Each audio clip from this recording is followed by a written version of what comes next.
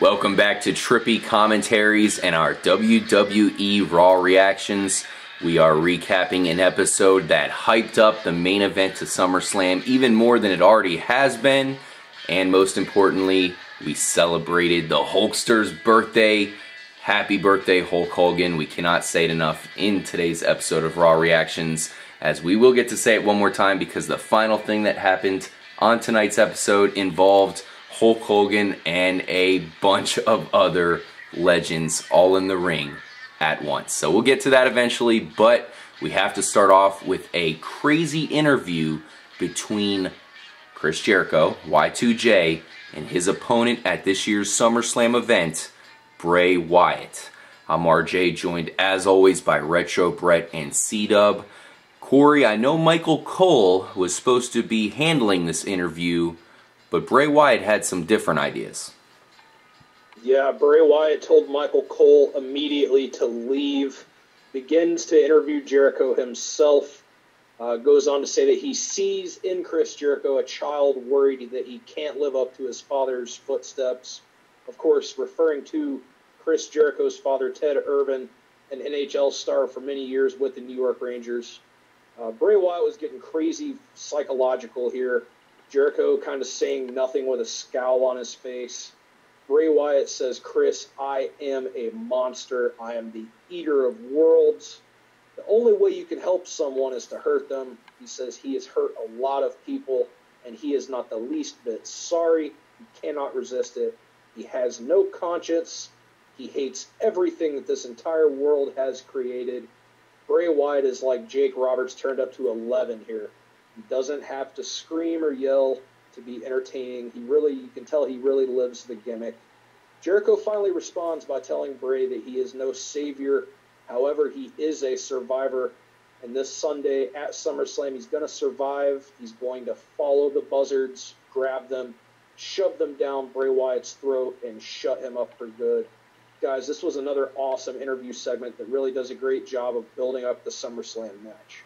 Yeah, I feel like Bray Wyatt's putting himself in a position to where if he gets this victory over Chris Jericho, he can be a huge star. He's already got, of course, the bark. We need to see him with the bite, actually whoop some ass in the ring. Chris Jericho could be the victim here. We saw Y2J take the victory at WWE Battleground. Could be different this time around. Retro Brett, what'd you think about that interview, man? Bray Wyatt is psychotic. Well, since Bray Wyatt doesn't have a conscience, he must be a psychopath. And we all knew that.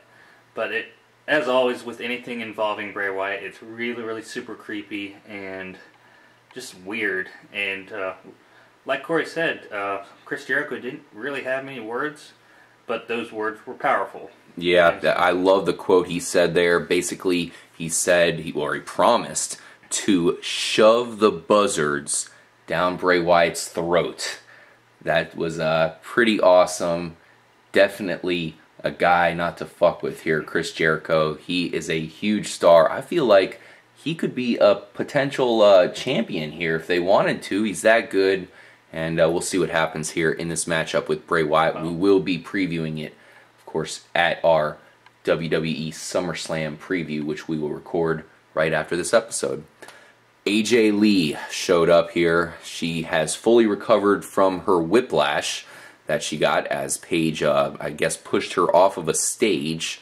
So, good to see her back healthy before this year's SummerSlam. She had a matchup with Eva Marie, but it was interrupted almost immediately by Paige's theme song. Of course, the match continued, but Paige came out doing the AJ Lee patented skip. Corey, do you have anything to mention when it comes to this matchup leading up to the Divas Championship match at the pay-per-view? Yeah, as you said, we saw Paige come down almost immediately as the match began. AJ focused her assault on Eva Marie and kind of kept an eye on Paige, but it looked like she kept her eye on her for too long as Eva Marie rolled her up, defeated the Divas champion by pinfall. Paige gets on the mic and gives us a not-so-sincere apology poem, saying that this Sunday at SummerSlam, she will skip out of the Divas Championship match as the champion again. This, of course, infuriated AJ, who took out her frustrations on Eva Marie, tossed her into the ringside barricade quite viciously, and then skipped away like a child. This was a good little quick segment to build up that matchup at SummerSlam. The key word there being quick. At least it wasn't an Adam Rose segment or Santino Marella segment. Yeah, so, of course, Paige looks to possibly take back the title here. We didn't know she was a poet, Retro Brett. Some poetic skills here with the, what did she say? Roses are red, wood chips are beige. I pushed your ass off the stage, something like that. Well, I mean, if Paul Heyman can kind of rap tonight, we can get a poem from Paige, but if what you say is true, RJ, that skip is patented, someone's going to sue somebody. Oh, man. This is definitely a cat fight brewing.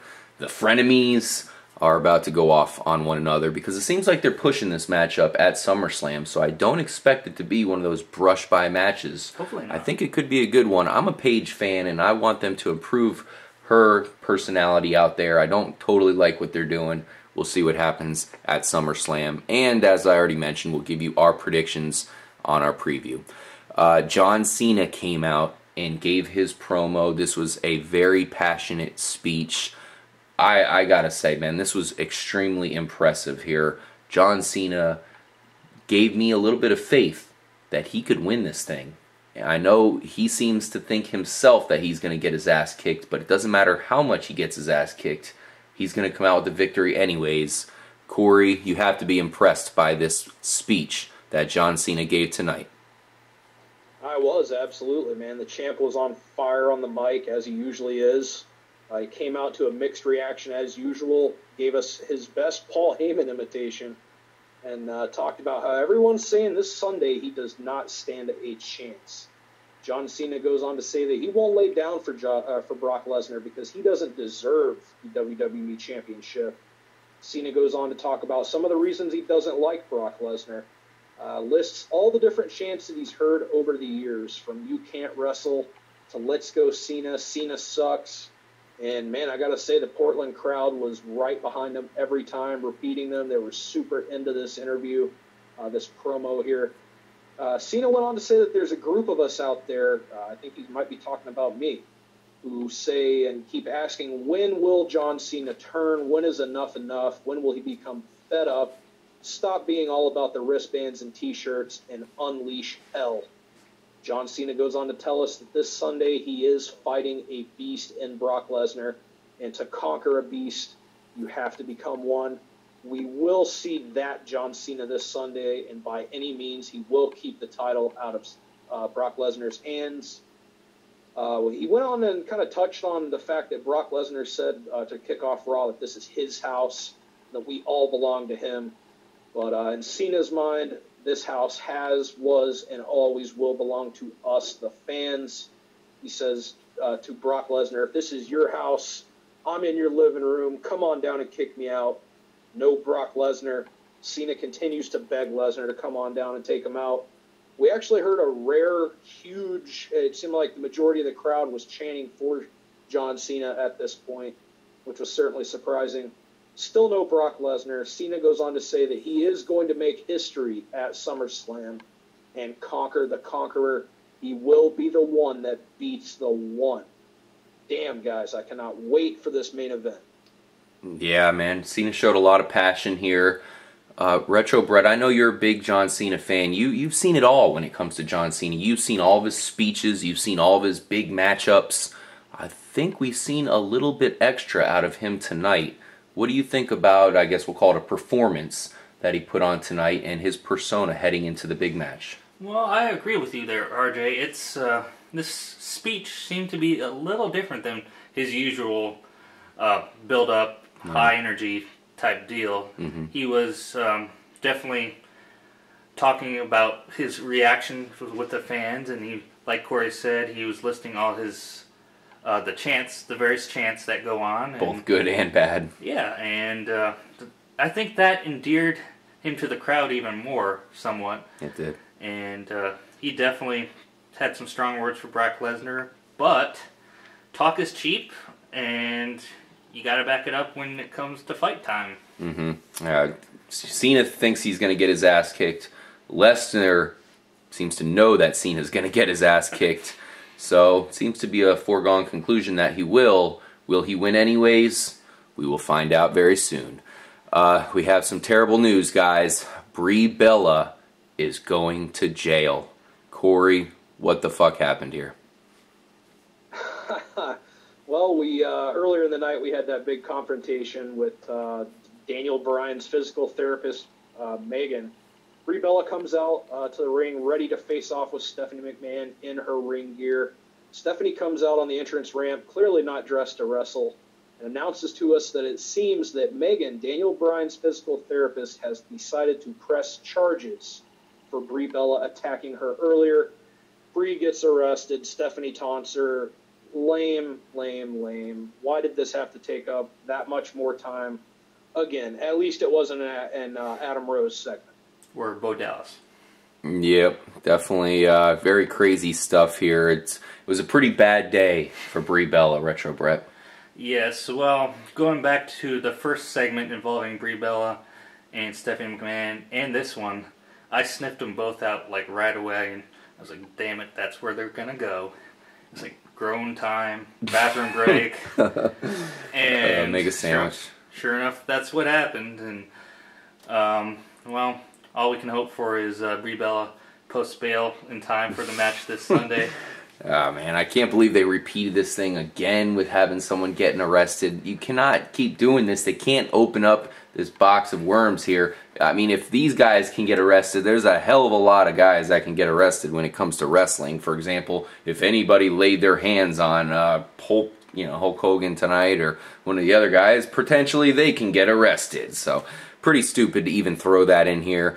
I'm okay with it being done once with the Stephanie McMahon situation to get Brie Bella back in, but this is kind of stupid. So soon after that bit was just too much. Yeah, it was so corny. Maybe again in another 5 years. Yeah, so Brie Bella is currently probably sitting in a cell somewhere. Maybe she's in solitary confinement in the hole, or I think what we're all hoping, she is locked up with another female and doing whatever they can to get through the night. This was an epic matchup that we saw next, Corey. Heath Slater coming off of a major victory against Seth Rollins. I mean, if you can defeat Seth Rollins, you're a damn good wrestler. And he had a chance to get another win tonight against another impressive wrestler, Dolph Ziggler. Corey, you must have cooked the popcorn, told all your friends, got nice and comfortable. This was a good one. Yeah, most definitely. It was good to see Dolph Ziggler, of course, featured on the card like he has been here recently. We saw during this matchup The Miz out at ringside on commentary. Of course, this Sunday, Ziggler will contend for The Miz's Intercontinental title at SummerSlam. Miz did most of his commentary standing atop the announce table like the jackass that he is. We saw some pretty good exchanges. Ziggler really made Slater look like a credible threat. I'm not sure WWE can repair Slater as that, but it's always good to see Ziggler putting forth the effort to help the cause. Miz comes up on the apron at the end of the match. Ziggler knocks him off, goes after the Miz at ringside, throws him into the barricade, rips his certainly expensive designer suit up. It ends up being that Dolph Ziggler gets counted out. Heath Slater wins for the second week in a row, getting the fluke count-out victory here. We actually heard some Slater chants. What the hell? Dolph Ziggler comes out, offers his handshake out of respect. Slater's having none of it, goes to kick him in the gut. Ziggler catches it, hits the zigzag. Ziggler exits with certainly a major axe to grind against The Miz this Sunday. What did you think about this matchup, Retro Brett? I actually thought it was better than it initially appeared to be. And Heath Slater's, it looks like they're pushing him a little bit. Like Corey said, I mean, he's been in jobber status so long that I don't know if they can repair that. But I'd like to see him try. I mean, Heath Slater's not terrible, but then again, I really like Dolph Ziggler, and he's really, really over with the crowd. Yeah, back-to-back victories for Heath Slater. I don't look for it to be 3 in a row. I think you'll probably see him kind of fade away as usual. But, maybe he can get a new 3-man band, gather some troops. Let's go ahead and move on to probably the main event as far as fights are concerned. I know we had a really huge event that happened after this involving the Hulkster. But Randy Orton took on Sheamus. This was Randy Orton's setup match leading into SummerSlam. He put a very impressive and devastating RKO on Sheamus. Really showed that he is in a prime position to beat Roman Reigns. I know that's a tall order. Corey, what do you think about the match? And do you think Randy Orton looked impressive at all against Sheamus tonight? Yes, certainly. He was taking on the current United States champion in the Celtic Warrior. My question is, did Corporate Kane make this match with Orton facing off against a powerhouse like Sheamus as a result of Orton's previous misdeeds against Kane in their conflict, or was it just a tune-up? Of course, I guess that'll be answered somewhere down the line. It was some pretty slow-paced, powerful action here at first. Took the crowd a minute to warm up to the match. Orton continued his assault at ringside during the commercial break that was in the middle of the match on the WWE app, which is a feature that I really do enjoy. You guys should check it out. Sheamus gets backdropped onto the announce table. Orton looking really cold and calculating like the Viper that he is. By the late stages of the match, the crowd was totally into it, man. They were popping for everybody's signature moves. At the end, Sheamus impressively pulls himself up out of the corner off of his back by the ropes, comes off the top at Randy Orton, who catches Sheamus with an RKO. 1, 2, 3, Orton gets the pinfall victory, showing his prowess going into this major showdown with Roman Reigns at SummerSlam. Retro Brett, I gotta say, like I said before, Orton was cold and calculating tonight. Do you think maybe this is a return to form for the Viper? I hope so. We've all said this for many, many weeks. It's like Orton is just there. He doesn't really have a personality. He's best when he's a badass guy. I think he should go back to the punt and be doing very, very devious, dastardly things, and I think that's where he lives. Yeah, I mean, Roman Reigns is a force to be reckoned with here, so they got to build up Randy Orton as much as possible just to, give us an idea that possibly he has a chance of winning where, spoiler warning for our preview, I think Randy Orton's got no chance of beating Roman Reigns. Reigns is a tank, but we'll talk about that more in depth here. Definitely an impressive victory, though, as Sheamus is certainly a skilled fighter. He's a title holder. I don't know why we're not hearing more about him. You think a guy with a U.S. title very, very good match would have a matchup every once in a while. I don't think he will be a part of SummerSlam unless he's part of the Lumberjack matchup there. So pretty interesting there, but nonetheless, Randy Orton claims the victory. He's definitely one of the best fighters, in the WWE. Is he going to actually, take advantage of that and win against this guy here, Roman Reigns? That remains to be seen. Corey, it was the Hulkster's birthday. We had a huge celebration here. Everybody showed up, including his former NWO mates. What'd you think about the celebration here? Oh, man, it was huge. The entire WWE roster is on the stage for Hogan's birthday celebration. We kick it off with my close, personal, longtime friend, Mean Gene Okerlund, looking great in the ring on the mic, along with Hulk Hogan's longtime manager, the Mouth of the South, Jimmy Hart. Hulkamania running completely wild as the man of the hour makes his way to the party. Mean Gene introduced a pretty cool video package on Hogan, which pretty much encompassed his entire life and career. Got a great reaction from the Portland crowd. Hogan was clearly moved by the sentiment. Hogan puts over this Sunday's blockbuster SummerSlam event. Thanks us all for making his 61st birthday the best he's ever had. You get cameos by the Nature Boy Ric Flair, Mr. Wonderful Paul Orndorff, Oregon native Hot Rod Rowdy Roddy Piper, and in the holy shit moment of the night, the music that we hear right now, the NWO, the Outsiders, Kevin Nash and Scott Hall, return Hey Yo. Scott Hall gets on the mic and does a survey. The crowd wants to see Hogan in the white and black. Hogan reveals his NWO shirt under the Hulkamania shirt. Kevin Nash takes the mic and starts to croon Happy Birthday to the Hulkster until Brock Lesnar's music hits. Out comes the Beast. The man of the house is home. The mood has certainly changed. Lesnar makes his way into the ring. Heyman takes the mic and asks Hogan, "What you gonna do, Hulkster?"